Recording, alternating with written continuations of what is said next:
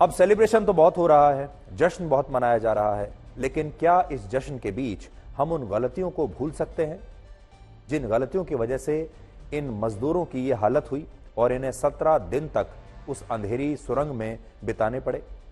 इसलिए आज हम उन गलतियों का भी एक पोस्टमार्टम करना चाहते हैं जिसकी वजह से यह दुर्घटना हुई और हमारे 41 मजदूर 17 दिनों तक जिंदगी और मौत के बीच ऐसे फंसे रहे। इस दुर्घटना का सबसे बड़ा कारण है प्रकृति का दोहन। उत्तराखंड और हिमाचल प्रदेश ये भारत के दो वो पहाड़ी राज्य हैं जहां पर्यटन के नाम पर प्रकृति का शायद सबसे ज्यादा दोहन हुआ है और अब भी हो रहा है। आज इन दोनों राज्यों में बाढ़ और भूस्खलन की घटनाओं में असामान्य रूप से वृद्धि हुई है और अकेले उत्तराखंड में आज ऐसे कई गांव और तहसील हैं जहां पहाड़ों के धंसने से लोगों के घरों में भी दरारें आ चुकी हैं। और इस संकट की वजह से आपको याद होगा जोशीमठ में भी सैकड़ों लोगों को अपना घर छोड़कर बाहर जाना पड़ा और यह सब कुछ सिर्फ इसलिए हो रहा है क्योंकि सरकारों ने और लोगों ने विकास और पर्यटन के नाम पर इन पहाड़ी क्षेत्रों में प्रकृति का दोहन शुरू कर दिया है।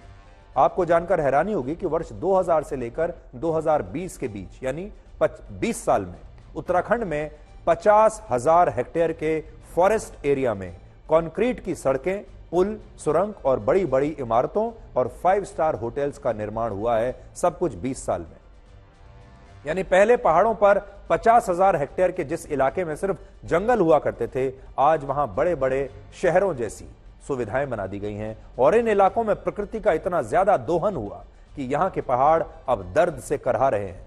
लेकिन सरकारों को यह दर्द अक्सर इसलिए नहीं दिखाई देता क्योंकि इन राज्यों में सरकार की आय का, आमदनी का सबसे बड़ा स्रोत यही पहाड़ हैं।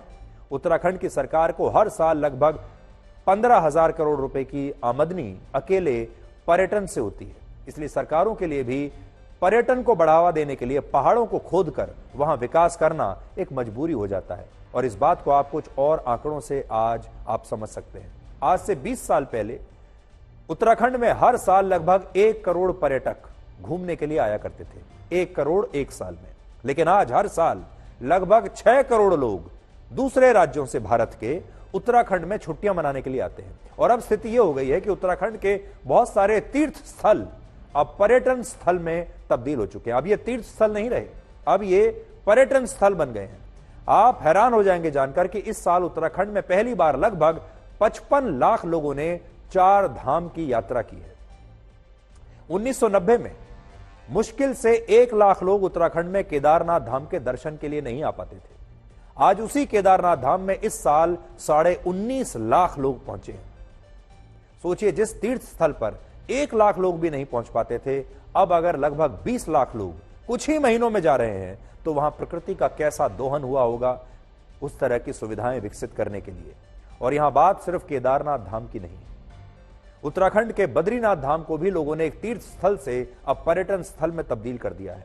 इस साल 18 लाख से ज्यादा लोगों ने बद्रीनाथ धाम की यात्रा की है, जबकि 1990 के दशक में मुश्किल से 4 लाख लोग भी हर साल बद्रीनाथ धाम की यात्रा नहीं कर पाते थे। यानी हमने अपने तीर्थ स्थलों को एक पिकनिक स्पॉट बना दिया है, जबकि ये पवित्र स्थान अपनी आस्था का सबसे बड़ा केंद्र थे, जहां हमें पर्यटन स्थल जैसी भीड़ नहीं जुटानी चाहिए थी। लेकिन क्योंकि सरकारों ने यहां तक पहुंचने के लिए आसान साधन विकसित कर दिए, सुविधाएं दे दी, लोगों ने यहां बड़े बड़े होटल्स, रेस्टोरेंट्स, कॉफी शॉप्स बना दिए, इसलिए इन तीर्थ स्थलों पर पहुंचना आसान हो गया और इससे ये तीर्थ स्थल अब पर्यटन स्थल बन गए हैं। वरना आप सोचिए, क्या इन 20 वर्षों में हमारा देश पहले के मुकाबले ज्यादा धार्मिक हो गया है? क्या हमारी ये जो युवा पीढ़ी है ये पहले के मुकाबले ज्यादा धार्मिक हो गई है? पहले के मुकाबले अपनी संस्कृति को, अपने संस्कारों को ज्यादा मानने लगी है? इसका जवाब उल्टा है। फिर भी इतनी बड़ी संख्या में लोग अब क्यों आ रहे हैं? जवाब सिर्फ यही है, क्योंकि अब सब कुछ सुविधाजनक हो गया है। आज आप आसानी से कहीं भी जा सकते हैं। इसलिए आज अगर हम ऐसी दुर्घटनाओं को रोकना चाहते हैं तो हमें इसके लिए सबसे पहले प्रकृति के दोहन को रोकना होगा, प्रकृति से दोस्ती करनी होगी और प्रकृति के प्रति विनम्र रहना सीखना होगा। हम प्रकृति को चुनौती नहीं दे सकते, पहाड़ों का सीना नहीं काट सकते, बल्कि हमें पहाड़ों का दोस्त बनकर उनके साथ रहना होगा।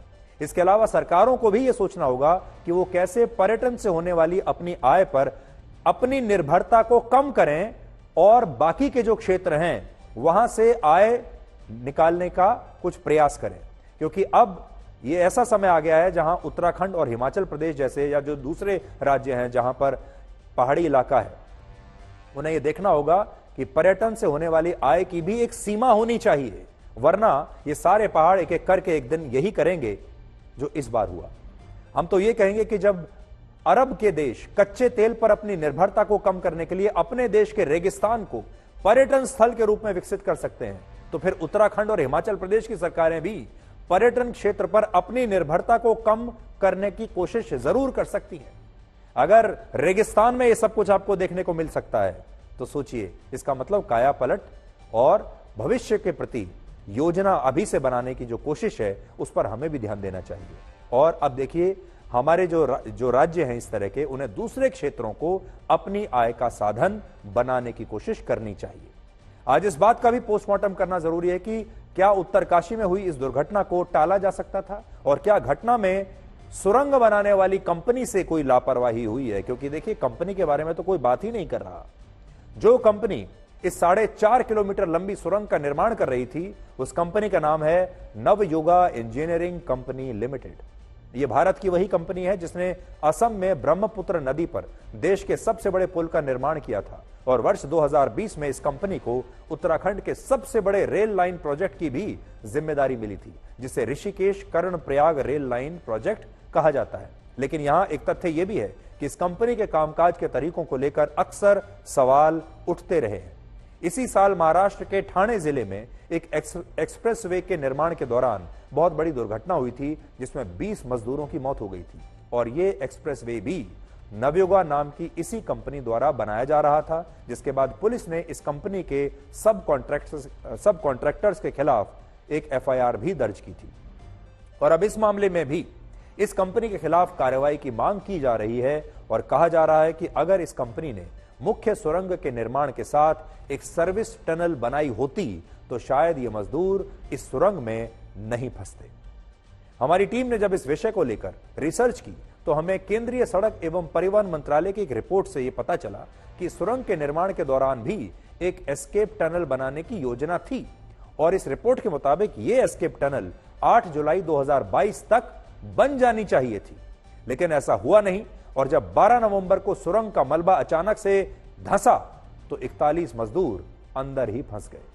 संक्षेप में कहें तो 8 जुलाई 2022 तक, यानी पिछले साल ही, अगर यह एस्केप टनल बन गई होती तो ये मजदूर आज इस सुरंग में नहीं फंसते। हालांकि इस कहानी का एक और पक्ष है, और वो ये कि अक्सर ऐसे एस्केप टनल का निर्माण तब होता है जब मुख्य सुरंग में ड्रिलिंग यानी खुदाई का काम पूरा हो जाता है, जबकि इस घटना में 441 मीटर की खुदाई अब भी बाकी थी। इसके अलावा यह कंपनी भारत के आंध्र प्रदेश राज्य से आती है। वहां इस कंपनी को लेकर सत्तारूढ़ पार्टी वाईएसआर कांग्रेस और चंद्रबाबू नायडू की पार्टी टीडीपी के बीच भी काफी विवाद है। वाईएसआर कांग्रेस का आरोप है कि जब चंद्रबाबू नायडू आंध्र प्रदेश के मुख्यमंत्री थे तब उनकी सरकार इस कंपनी पर काफी मेहरबान थी, और इस कंपनी को टीडीपी की सरकार में नियमों की अनदेखी करते हुए कई प्रोजेक्ट्स के कॉन्ट्रैक्ट मिले थे, जिन्हें मौजूदा सरकार ने बाद में रद्द कर दिया। इसके अलावा इस कंपनी के खिलाफ टैक्स चोरी और आर्थिक अनियमितताओं के मामले में भी 2 बार इनकम टैक्स की रेड हो चुकी है, और अब इस घटना के बाद भी यह कंपनी सवालों के घेरे में है। और केंद्रीय सड़क और परिवहन मंत्री नितिन गडकरी ने कहा है कि सरकार इस टनल का एक सेफ्टी ऑडिट करवाएगी, और उत्तराखंड के मुख्यमंत्री पुष्कर सिंह धामी ने भी कहा है कि सरकार इस सुरंग के साथ जो और सुरंगें राज्य में बन रही हैं उनकी भी समीक्षा करेगी, और जांच के बाद जो जरूरी कदम होंगे वो उठाए जाएंगे। ये घटना ने भी हमको सीखने के लिए बहुत कुछ मिला है। अब हम लोग इसके बारे में टनल का सेफ्टी ऑडिट भी करने वाले हैं, और टेक्नोलॉजी के साथ कैसे हम लोग ज्यादा से अच्छी टेक्नोलॉजी का उपयोग कर सके ये भी कोशिश करेंगे। हिमालय का स्टार्टा बहुत ही फ्राजिल है, और इसीलिए स्वाभाविक रूप से वह काम करना भी बहुत कठिन है, पर इसके ऊपर हमको उपाय ढूंढना होगा। हम निश्चित रूप से उपाय ढूंढेंगे। जितने भी इस प्रकार के हमारे प्रोजेक्ट चल रहे हैं सबकी समीक्षा करेंगे, और भारत सरकार भी अपने स्तर पर सबका सेफ्टी जो ऑडिट है वो करवाने का निर्णय वहाँ से हो चुका है। तो चूँकि इकोलॉजी भी चलेगी और इकोनॉमी भी रहे, इकोलॉजी और इकोनॉमी दोनों बनी रहे, उसी के आधार पर हम लोग आगे बढ़ेंगे।